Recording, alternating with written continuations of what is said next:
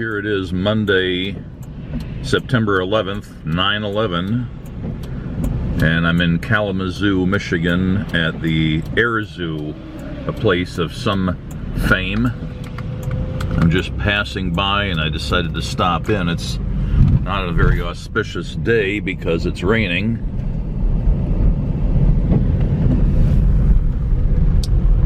But we'll see what we can see in spite of the weather. I don't know how much of the museum is indoors versus outdoors. Looks like a nice modern hangar building.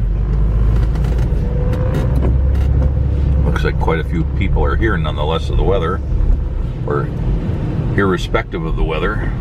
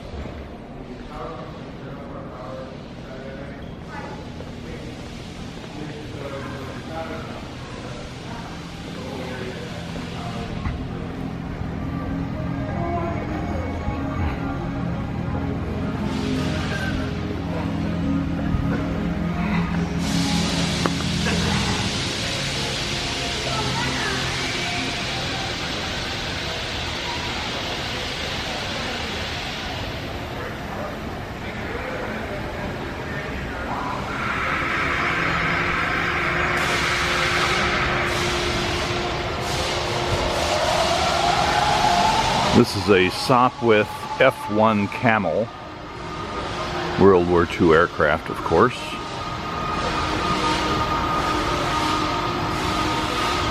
And this is a Ford Trimotor.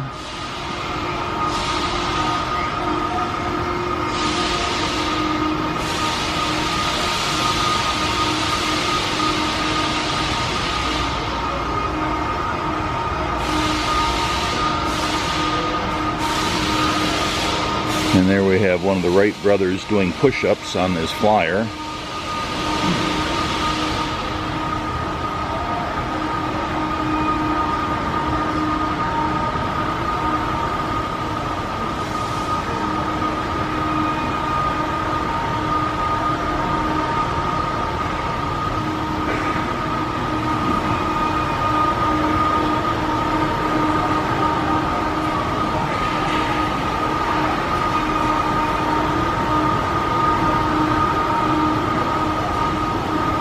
That's an Excelsior motorcycle from 1928 by the Henderson Motorcycle Company.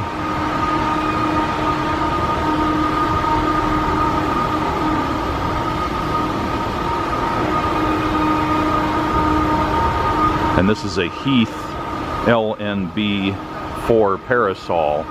This is the original Heath kit product, essentially. It was a kit airplane. And of course, eventually the Heath company went into making electronic kits, but they started out with this airplane. I've never actually seen one before. So the Heath Airplane Company's Model B4 was an inline, four-cylinder, air-cooled Henderson motorcycle engine converted for use in aircraft by modifying the lubrication system and the valves.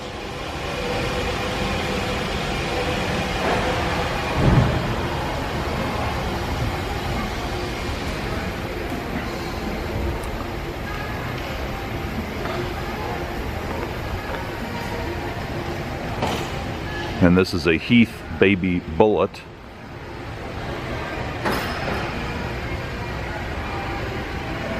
The Baby Bullet was a home-built aircraft kit created by the Heath Airplane Company. This type of plane was used in various air races and airfares throughout the US and Canada during the golden age of aviation. Hundreds of kits were sold, however, many were not completed. This is currently the only registered Baby Bullet aircraft under the Federal Aviation Administration.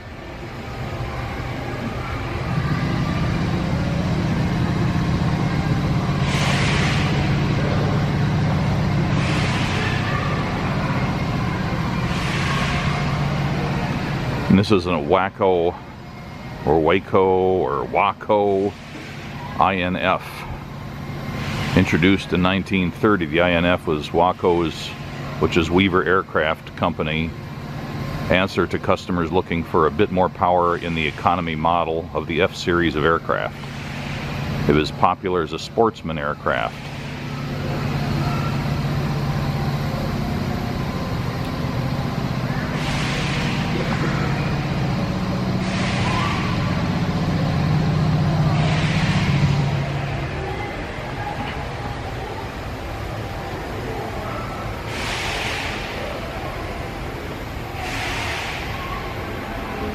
I appreciate that they've made some effort here to not just have it be a barren hangar, but do these giant murals on the wall and so on to sort of set the mood.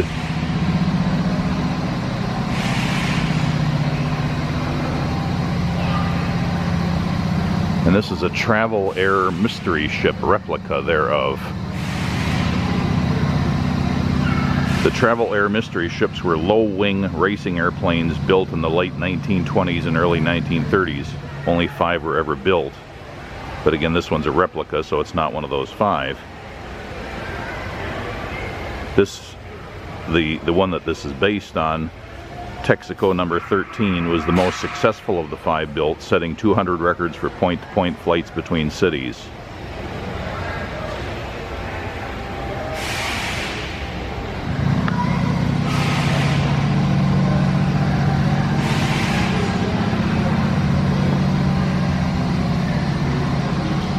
They've got a bunch of little kiddie things here, rides and so on. What is wrong with that girl? Looks like she's a vampire or something.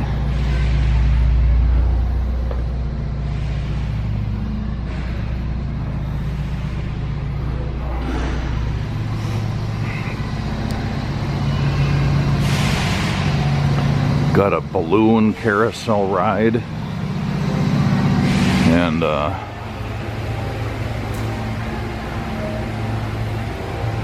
balloon ride like that.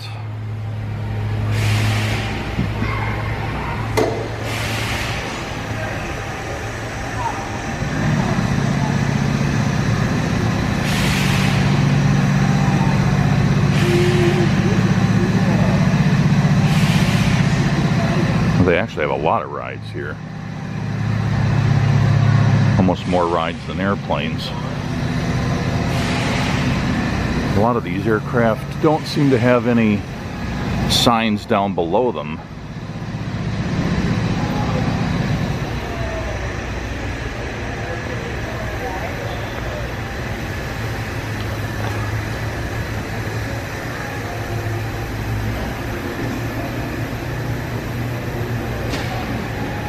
More rides.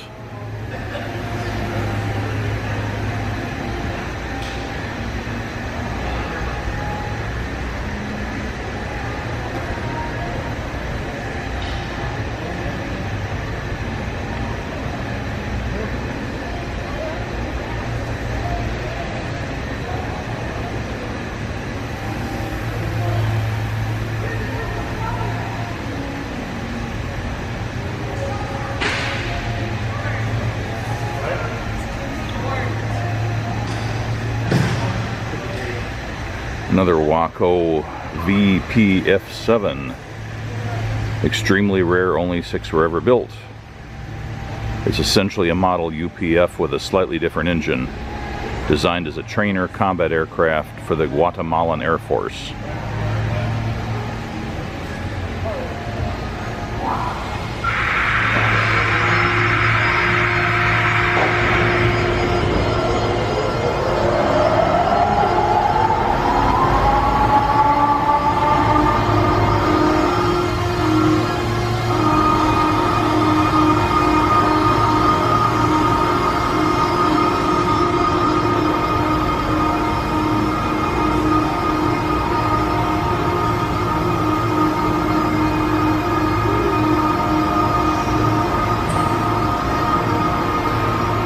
This yellow one is a Fairchild 24K forwarder, a high-wing single engine monoplane that was flown for personal and business use in the late 1930s.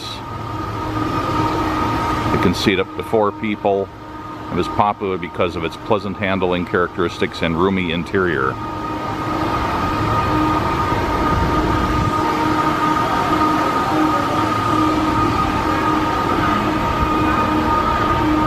Back to the Ford tri-motor. This one's actually a 5AT.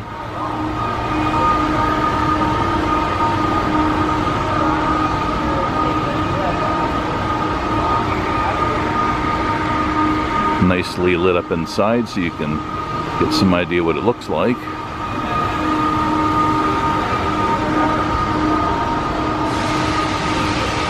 And this one is a Curtis Robin C1, a closed caption multi-purpose monoplane.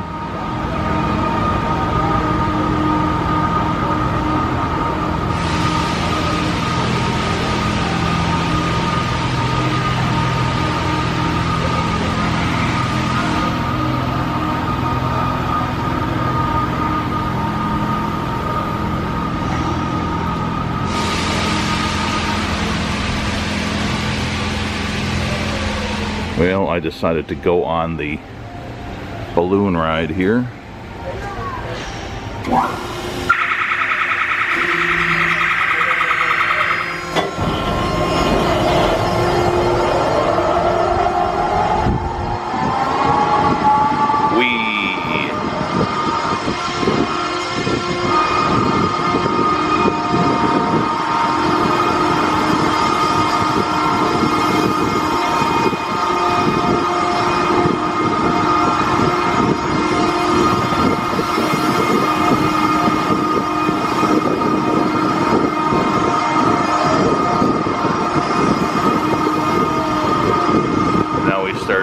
Doing a angled bit here where we're going up and down.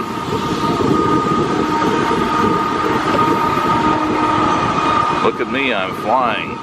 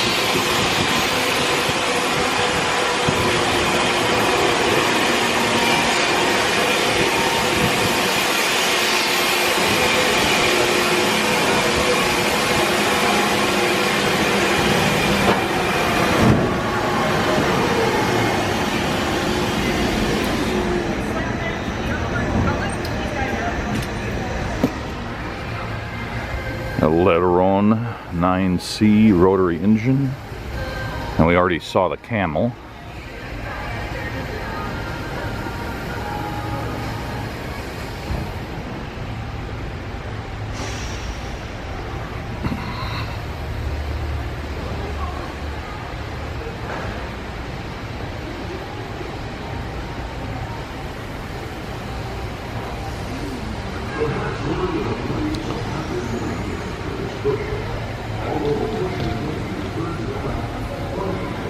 And this is a B-25 Mitchell bomber, but this is the version that's set up with all the guns in the nose instead of a glass dome for the bombardier, so it's set up more as an attack aircraft than a bomber. So it seems kind of odd that they would identify it here as a bomber, although I guess it was still a bomber, but it doesn't seem to say. Okay, aerial gunship looking through the glass nose canopy, which this one doesn't have. It says it's a B-25J. Oh, it says Air Zoo's airplane is a B-25H, but the nose comes from a B-25J because none other was available at the time of restoration. Okay. So they have the different nose configurations.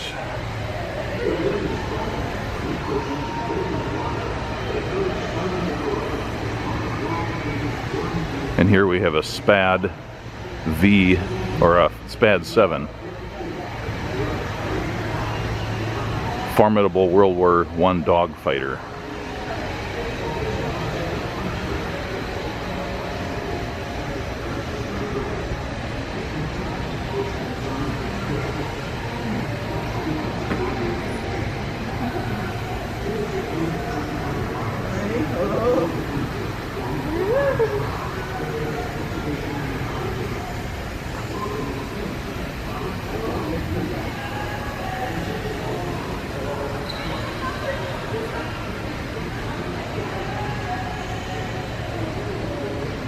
Have an Allison V1710 engine. And this is a Bell P-39Q Era Cobra from the early 1940s.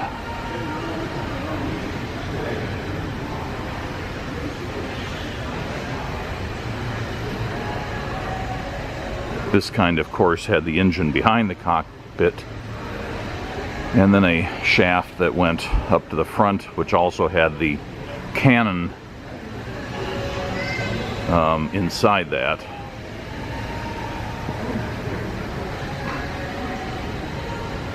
No shooting through the propeller with that design.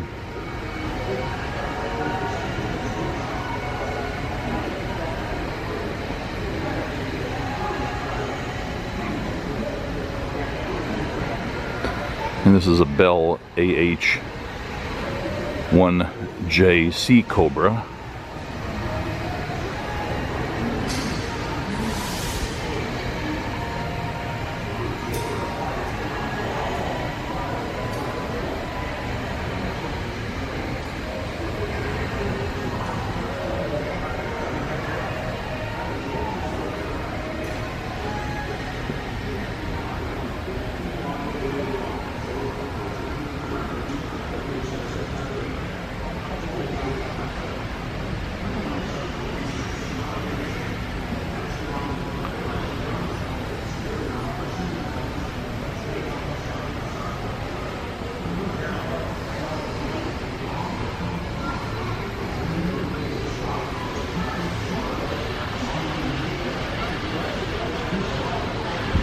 It's too bad they don't identify the aircraft hanging off the ceiling. I talked to a couple people here who said they had no idea what the planes were hanging up there. This looks more like a model to me than a real one. I don't think that's a full-size P-51 type aircraft. It looks like it's half-size or something.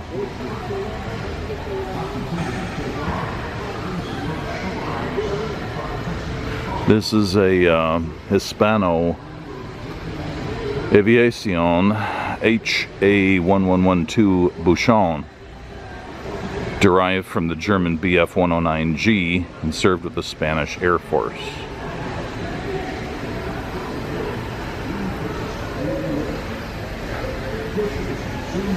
Over here is a BMW R69 motorcycle.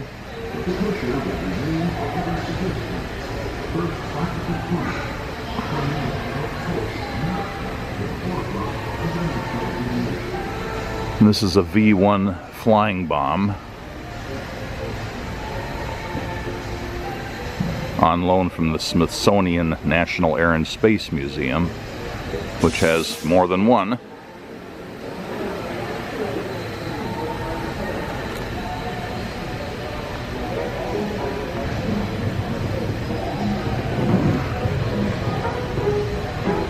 This is a F or P-47D Thunderbolt.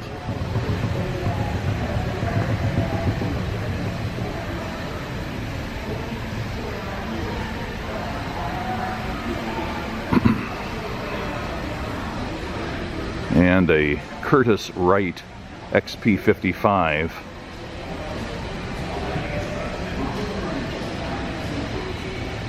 Called the Ascender.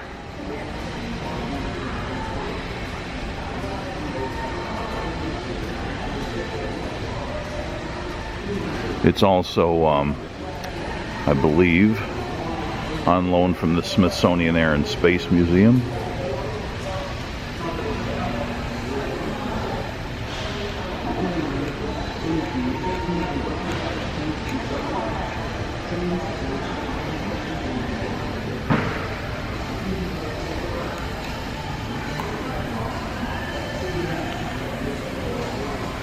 We have some little kiddie flight simulators over here.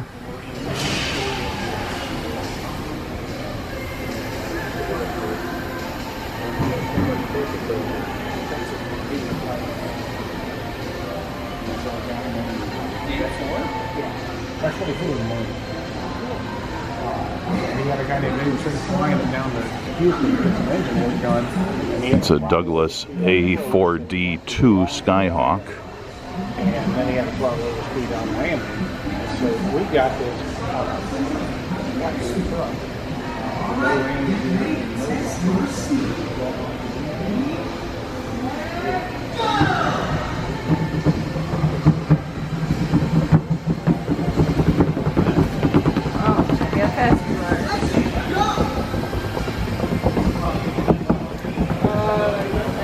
She's green.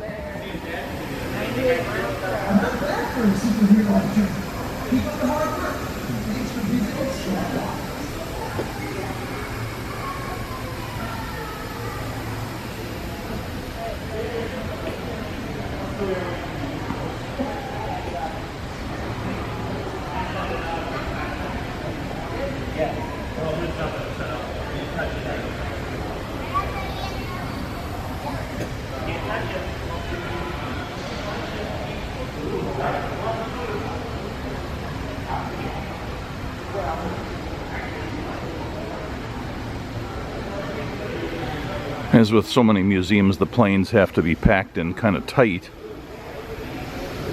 Doesn't make it too easy to get a good view of many of them. Oh, this is a McDonnell Douglas FA-18 Hornet.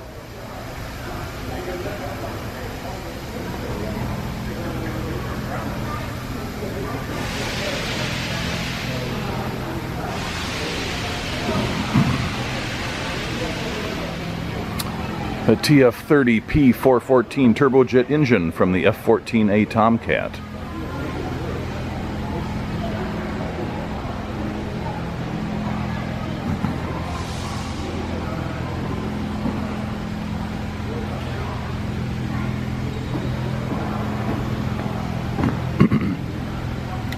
Model of the USS Enterprise.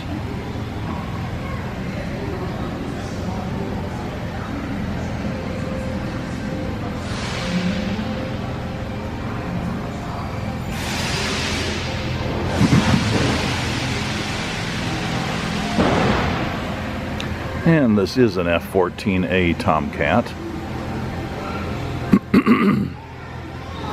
Complete with the General Electric M61A1 20mm automatic cannon.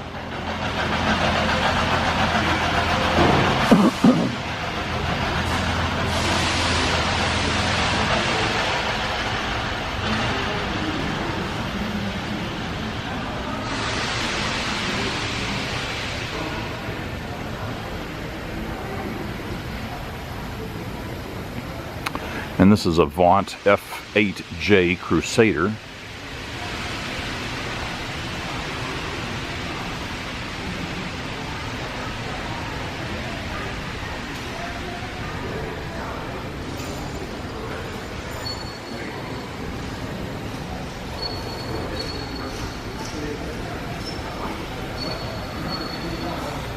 A lot of nice airplanes on display, but an awful lot of this is geared to kids. Not in itself a bad thing, but I would rather have a lot more serious stuff around than these really rudimentary kid-oriented displays. This is a SR-71 engine over here. I don't know what Wonder Woman's so mad at me about. She's got a nasty scowl.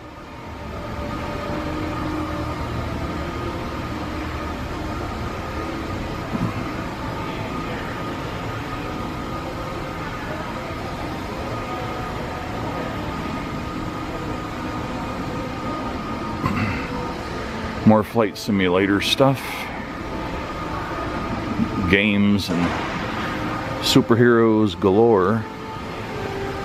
They do have kind of a, I guess it's a mock-up of a tower from an aircraft carrier.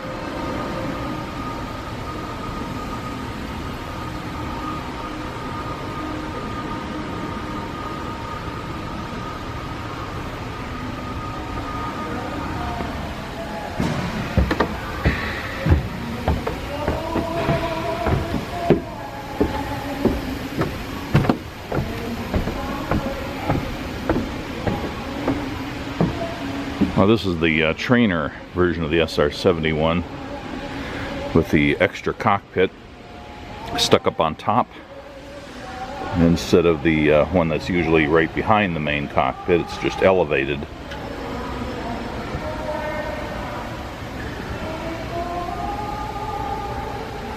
Refueling port.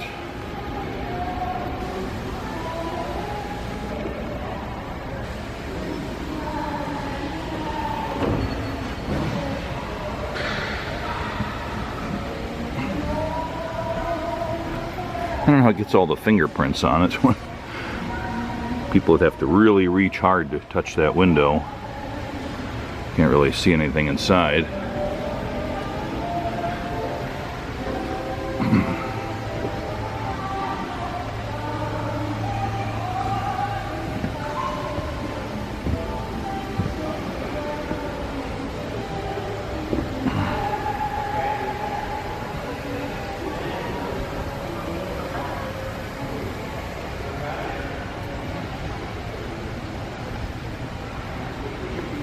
I wonder if this will go through the gift shop.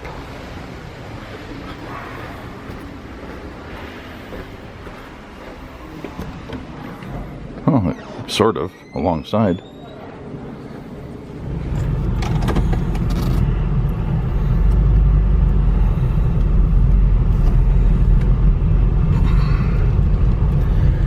There's another hangar. I presume this one's closer to the airport proper.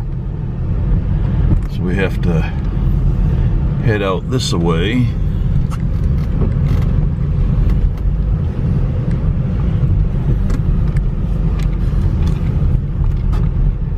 Over towards the control, or the radar is what it is.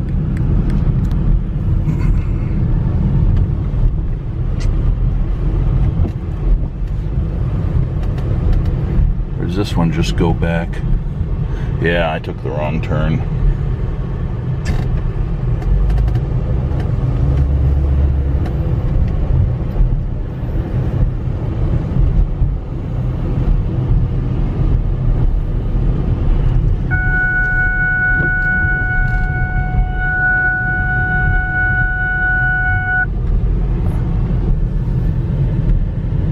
Another airplane over here sticking out by itself.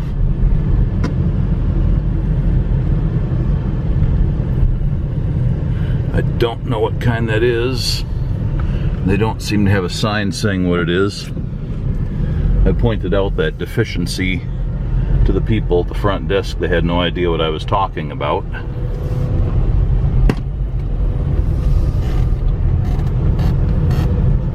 What, somebody would want to know what the airplanes are hanging from above?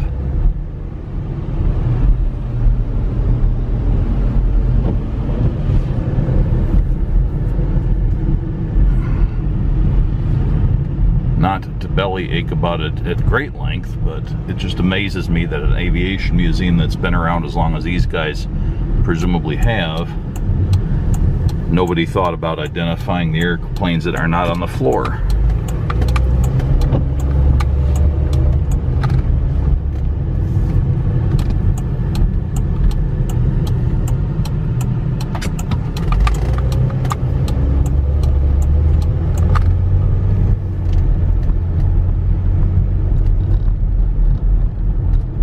You can also walk between these two, assuming the weather is decent and you are not adverse to walking distances. A couple more airplanes there. I don't know if they're identified. They do seem to have little signs. A couple more.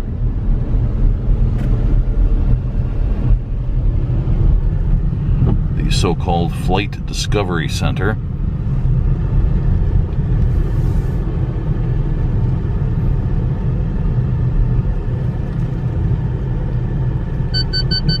Having to shield the camera from the rain.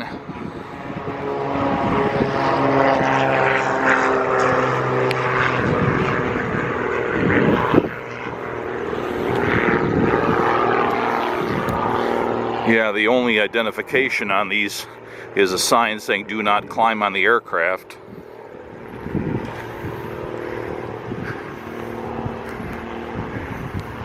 I presume that's a MiG or something. I just don't know one from another. I'm not big on Russian fighter airplane types. Visiting, but most of them are indoors.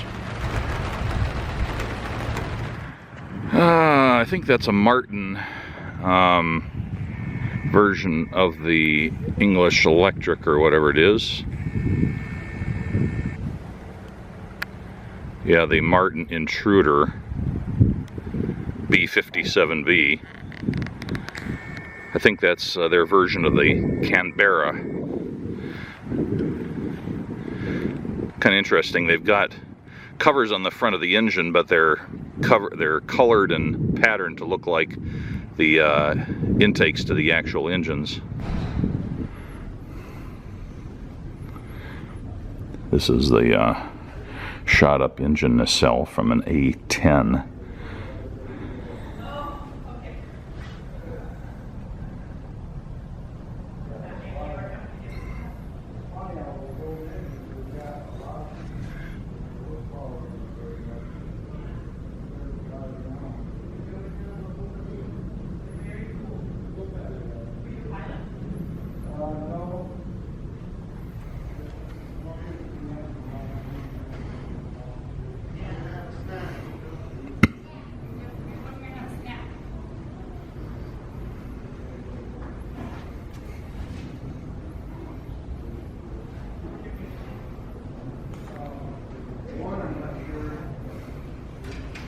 Nice gallery of aircraft engines here. A Hearth HM504A-2, a Cirrus Mark III. No sign on this one.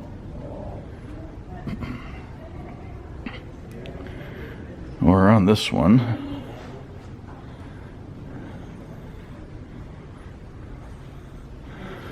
Continental A50 engine. Franklin 48 AC150. Lycoming 0145-B. And another Lycoming 0145-B.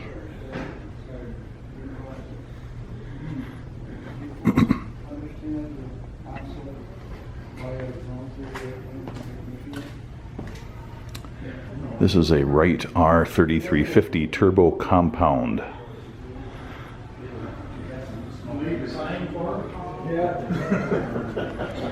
The airplanes that used this type of engine included the Lockheed P2V4, 5, 6, 6B, and 7 Neptunes, the Martin P5M2 Marlin, the Lockheed C121 model CDF and the EC-121 Constellation, the Fairchild C-119, the Canadair CL-28, the Lockheed L-1049 Super Constellation, the L-1649 Starliner, and the Douglas DC-7.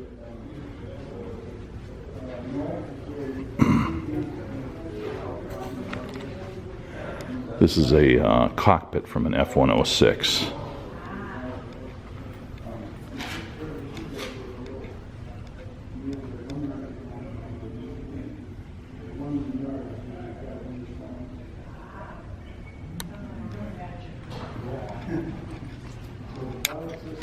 They have a shop area over here and a little snack bar. This is a Continental V16507 Merlin engine and a Ranger V77011 and a Ranger 6-440C-5.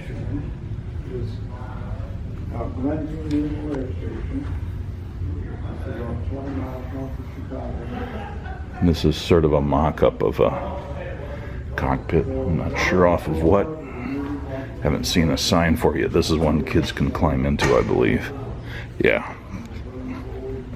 You're welcome to get one of these.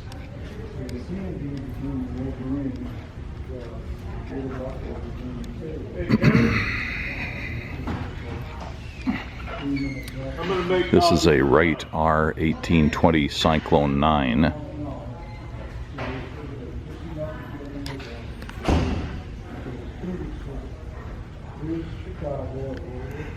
And this is a OQ-2A radio-controlled aerial target. Aerial target? I think they misspelled that. But it is designed by Reginald Denny, famous for all sorts of things.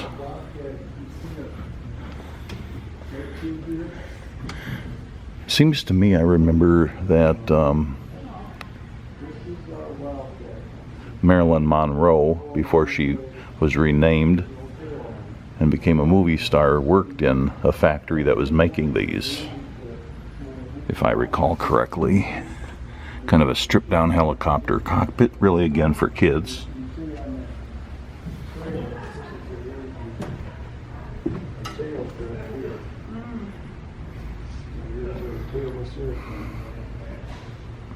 So it's been here, I don't know, 4 or 5 years. It's got it pretty much ready to paint. But, there's a wildcat.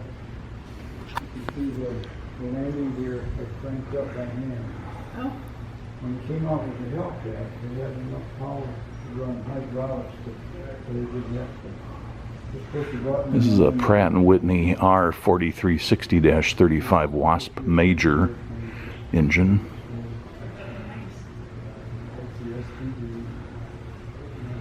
These are getting to be scary big engines, but kind of the epitome of piston aircraft engines, I think. Whatever airplanes were going to be replaced by Nimitz, they send them to Glenview, but the troops were not flying. So if it went in the lake, it wasn't that big of a loss. There's a company called A&T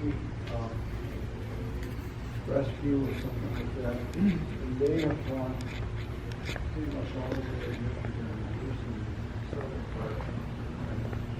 to This is the front of an A3 Sky Warrior.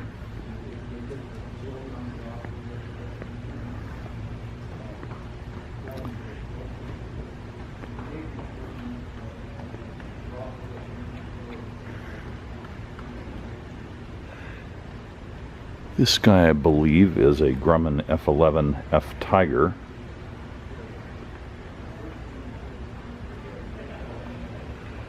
And this would be a Starfighter.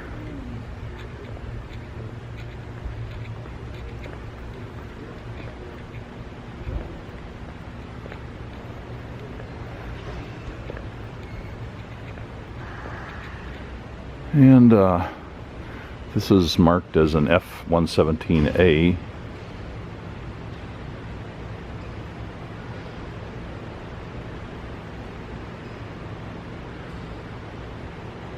This is apparently, according to the sign, the first time the F-117A has been on display in a non-government institution.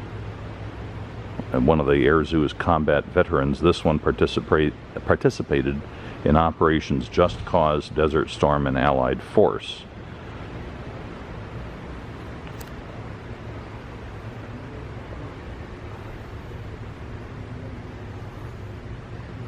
Yeah, back to the Starfighter.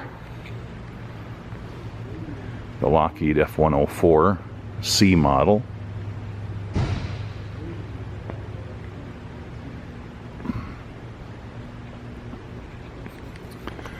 Got some mirror here to show what's up in the bomb bay.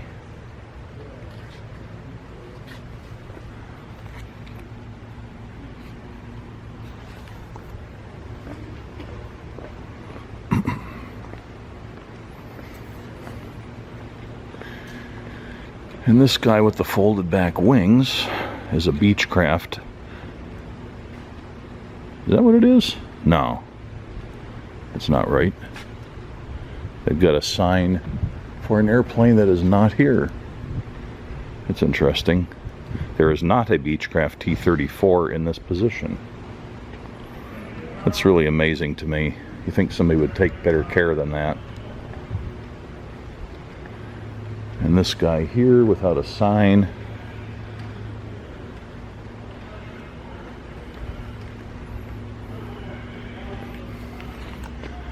And that guy back there, whatever it is.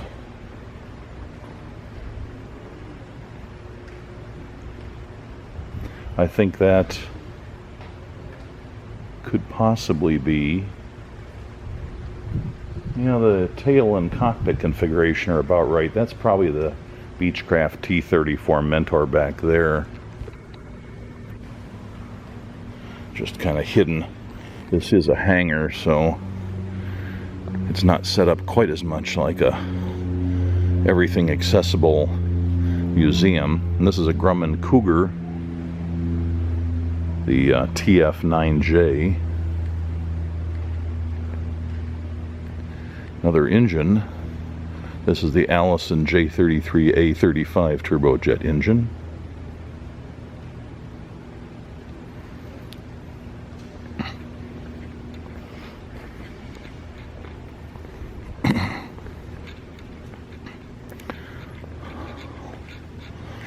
No signage on this.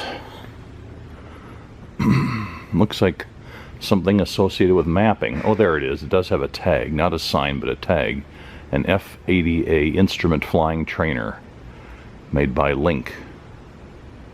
So you've got the operator, and then I guess there's probably supposed to be like the cockpit for the trainee, I guess. There's another view of the Mentor from the rear.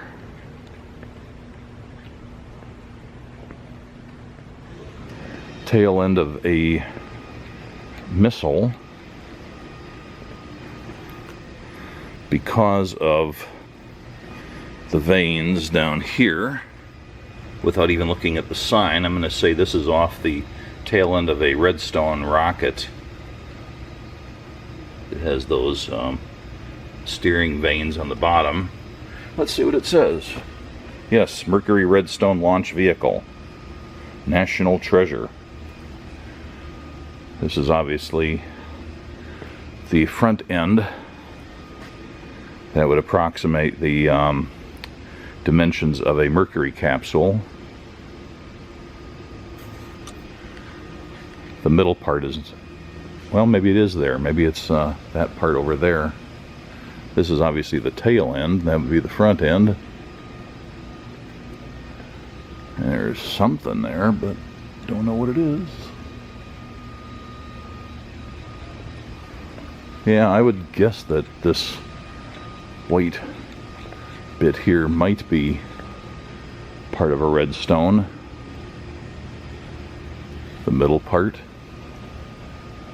about the right diameter.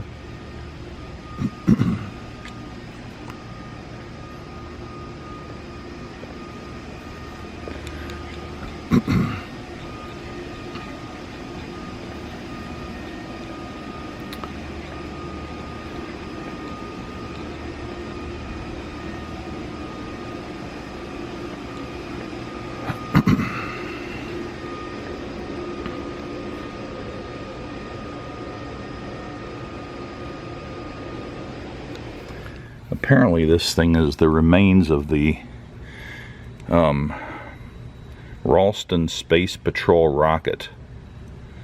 Commander Corey's own rocket from the TV series Space Patrol.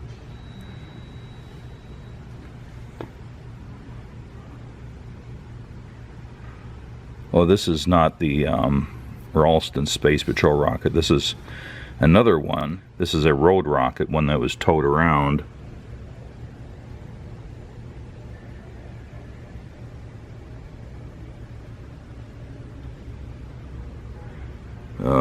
This would be the Rocky Jones Silver Cup rocket. So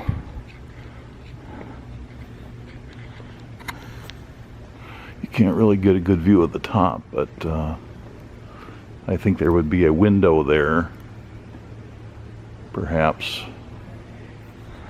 since it's not a Zeppelin, it's supposed to be a rocket.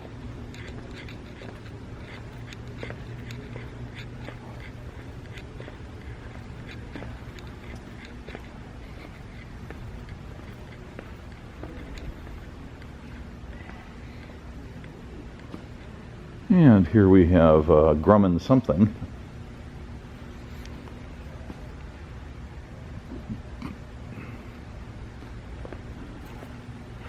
There's another rocket here, without signage as far as I can tell. Different parts of it. Maybe more than one rocket. That looks like a different one. I don't know.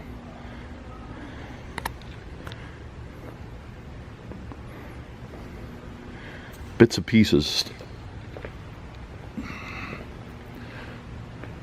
This is a Model 441 Indian motorcycle from 1941.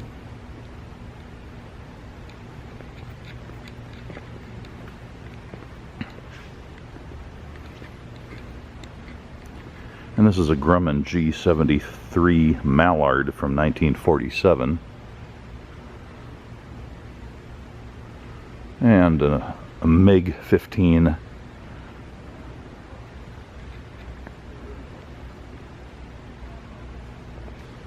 This is a Rutan Very Easy.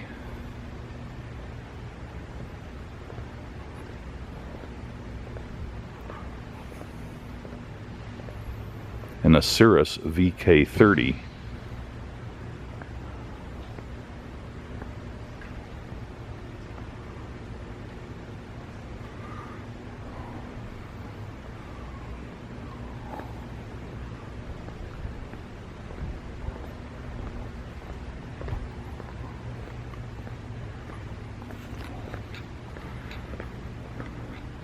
And of course, one of the adversaries of the MiG here was the F-86 F-30, or just F-86 for short, the Sabre. And here's a little, I don't know what it is, quarter scale or something, version of a Corsair. No signage. Wings off of something. Let's see. In between a rock and a hard place. Oh, that's the mural up there, not the artifact.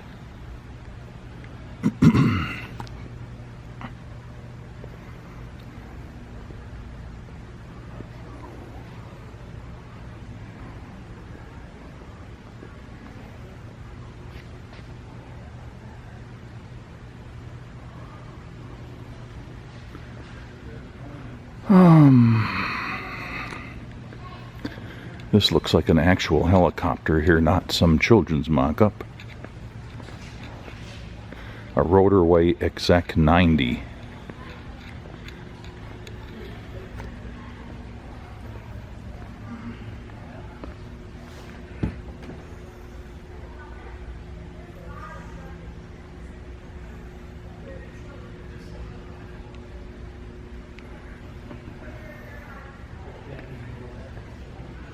And then we've got the shop here.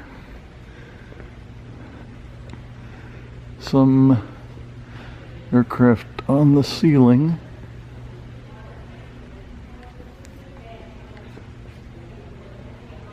No signage. Some things in the back there.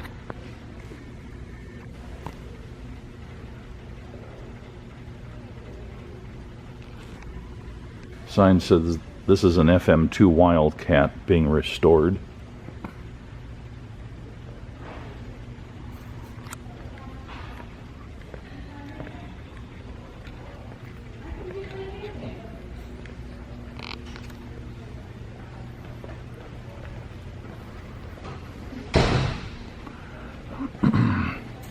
It's like one of those bird dogs or something. Don't know the designation. There's supposed to be a Dauntless being restored, but I don't see it.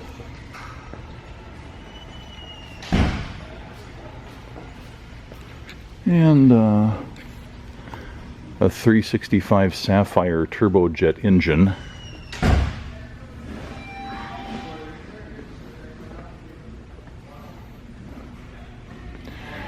This says it's a F1 engine. Appears to be. I didn't realize they had any in museums this small, but it appears to be a legit F1.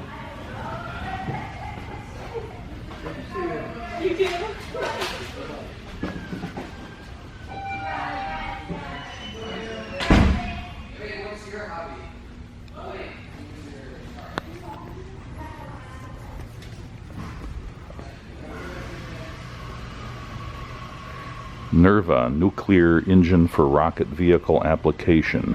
Just the nozzle thereof. And a Rocketdyne A6 engine.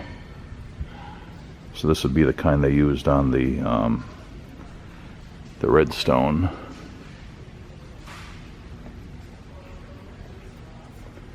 I think that's about it.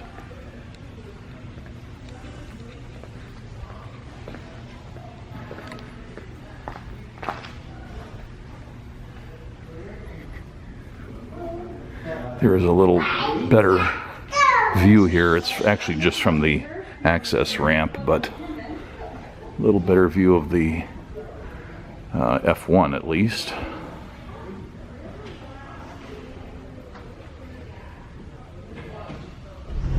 All right, leaving the Air Zoo. Only spent about an hour and change here. It's not that big of a museum. Somehow I had in my head that they had planes that they flew here, and I expected to see ones that looked like they would take them out and fly them, but apparently I'm thinking of somewhere else. Still, this is an aircraft museum that's been around a while, and I've known of it and just not managed to get here for a great many years. So it's nice to have finally been able to stop. Quarter mile, turn right on Portage Road.